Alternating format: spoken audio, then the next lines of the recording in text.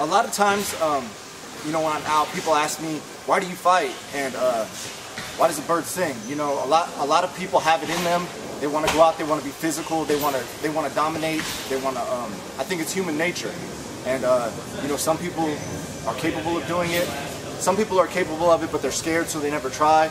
I just look at it like, hey, you know, you only live once, you might as do, well, you only live once, you might as do exactly what you, might as well do exactly what you want in life. So that's why I fight. Family weren't really surprised because I was always a very rough kid growing up. I was always rowdy with my friends. I was always getting into trouble. Since I was a child, I've loved watching UFC. And so when I said that I wanted to compete, it was about 4 years into my training that I actually took my first professional fight. So it was kind of like, it wasn't an overnight thing where I just told people, hey, I'm going to go fight, and I just signed up and went and fought. It was more, I've been competing for a few years in grappling, and then I made the transition into mixed martial arts. So a lot of my friends and family were very supportive. I actually, I fought for the XFC, which is on HDNet. That was my first professional fight. It was in front of probably 10 to 12,000 people, and I fought a local guy out in Florida. And because my uncle's famous, I got my uncle to show up. He didn't know I was fighting, but because I was fighting on TV, I ended up calling my sister who booked him to come. Anyway, he ended up showing up, which was crazy. And then since I was flying in to fight their local guy, I got booed, and I'd never been booed, or I never had 10,000 people react to me at once. I couldn't hear myself speak. It was deafening. I was on the microphone. I had a strip club sponsor that I was supposed to get $5 a head for everybody I got to the strip club. And I couldn't even shout them out on the mic because there were so many boos when I won. And then backstage, you know, that's the first time my uncle and I really bonded over anything. So it was kind of, it was interesting to see him backstage after that experience. I had very interesting goals in MMA. I want to be the biggest name in mixed martial arts. I think that a lot of people in mixed martial arts focus a lot on the fighting, and of course you should, because you don't want to get your ass kicked in the cage. But there's another aspect to the fight business, which is the actual business side. And many people don't understand that there is a business to it, and the same rules that apply to any business will apply to mixed martial arts. If you build a following, you build a fan base, you build an email list, you build supporters, and then you can go out, you can sell tickets. The more tickets you sell, the more fights you book. The more fights you book, the more popular you are. The more popular you are, the more fans you get. The more fans you get, the more fights you book. The more fights you book, the more fans you get. And it just keeps going on and on like a snowball effect down a mountain.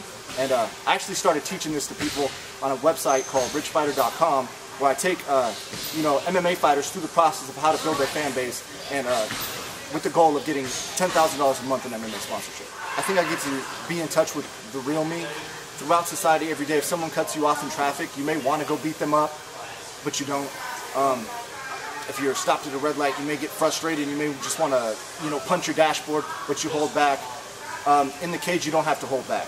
You can go full 100%. It's one of those few occasions where you can just be real. And it's similar to having sex, where you can just express yourself in any way possible.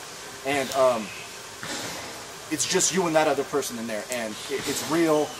Nothing else in life matters except what's going on in front of you. That punch coming right at your face, and you better slip it or you're going to get hit with it. That's all you're thinking about. A lot of people don't understand their motivations to fight, but I've thought about it a lot. My dad died at an early age. Part of me is still mad at him. Part of me is still mad at my mom for dating a guy who, I mean, granted he gave birth to me, but he was a drug addict.